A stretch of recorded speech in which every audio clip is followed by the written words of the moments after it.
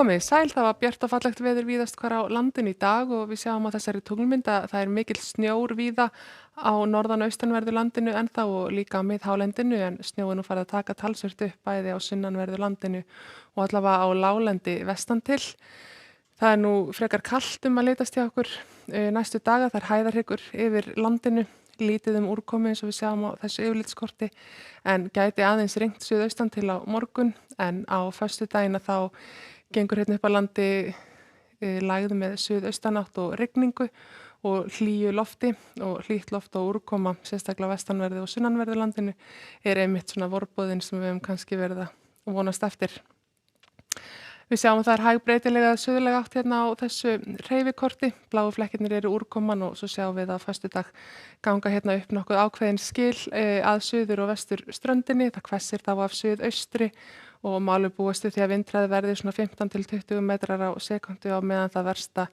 gengur yfir. En í fyrramálið er hægbreytileg átt og allvíða bjartviðri á suðvestur hluta landsins. Ætli hiti verði ekki undir frostmarki sérstaklega inn til landsins en svona réttum eða yfir frostmark við sjávarsíðuna. Það er heldur svalara að litast á Vestfjörðum og Norðurlandi vestra enda yfirleitt snjór þar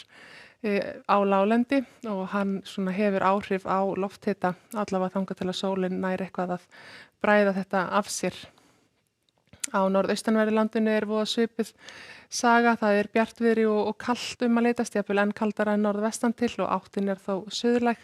en ekki nógu hvöss til þess að mynda hnjúka þegar neinu ráði þannig að það hlýnar ekki mikið þó það sé sunnanátt í kortunum. Við suðausturströndin er þessi lítilsháttar úrkomubakki, það má alveg búast við einhverjum skúrum eða smá rigningu eða súld á þeim slóðum en hitastigið er svona rétt yfir frostmarki sem er svona eðlilegt með við suðurhluta landsins. En klukkan 18 og þá er nú ekki kannski mikil breyting á veðri en hins vegar sjáum við að hitatölurnar eru þá víðast hvar orðnar rauðar þannig að hitin er aðeins farin að skríða fyrir frostmark þegar þarna er komið við sögu. En á föstudaginn langa að þá sem sagt gengur þessi lægð hérna upp að landinu með hitaskilum, það rignir þá væntanlega á láglendi, má alveg búast við að verði slitta í fyrstu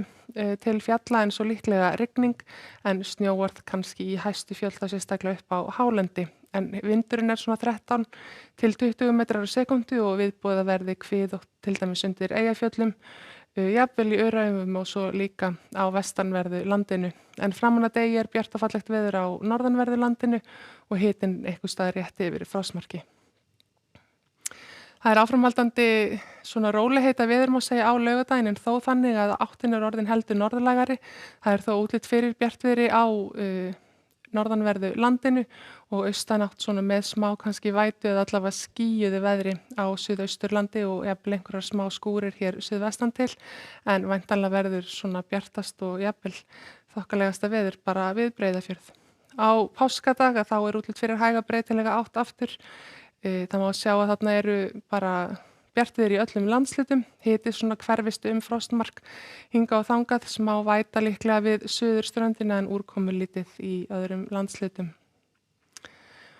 Og síðan hérna á morgun sem sagt sjáum við aftur að það er þessi hæga breytilega átt og bjartviðri og fallegt veður víðast hvar á landinu. Við ætlum hins vegar ekki að verða að ferðast þessa páskana eins og margoft hefur komið fram en það ættu allir að geta fundið